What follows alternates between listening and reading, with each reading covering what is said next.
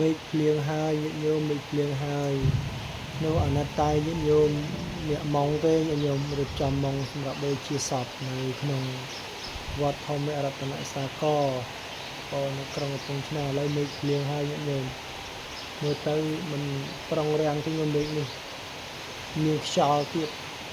ពីព្រឹកមិញហ្នឹងឃើញងងឹតនៅកំពង់ធំហ្នឹងហើយគឺថានៅកំពង់ឆ្នាំងនេះវាជាប់កំពង់ធំវាឆ្លងទៅលើទៅជាមិនទៅដល់កំពង់ធំហ្នឹងនេះសម្លេងនេះញាតិញោមនេះភ្លៀងហើយកំពង់ឆ្នាំងទៅវត្តសត្វ2ថ្ងៃភ្លៀងនៅវត្តសត្វប៉ុន្តែនៅកំពង់ឆ្នាំងខែនេះអត់មានភ្លៀងឥឡូវភ្លៀងហើយខ្ញុំមកហើយខ្ញុំមក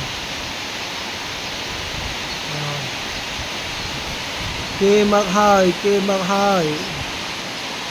ខៀវស្ងាត់ល្អខ្ញុំចុចឈើខ្ញុំឲ្យភ្លៀងចឹងមកខៀវល្អ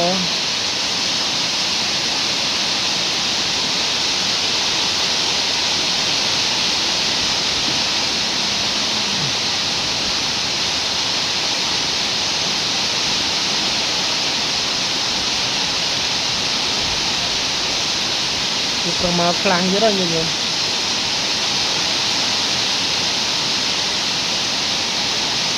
មកទៅជាមួយមើល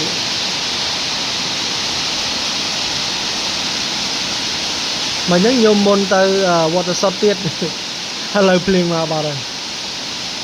យទៅវត្តសតដល់តែភ្លៀងលិចហើយនៅក្នុងវាព្រៃច្រើនភ្នំព័ទ្ធជុំវិញផងចឹងទៅវាតិចភ្លៀងហ្នឹងញោមអានៅក្នុងទីរំខេត្តវាឆ្ងាយភ្នំតិចហ្នឹង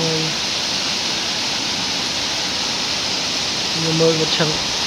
បកនេះចេញពីខេត្តកំពង់ឆ្នាំងទៅហើយញាតិញោម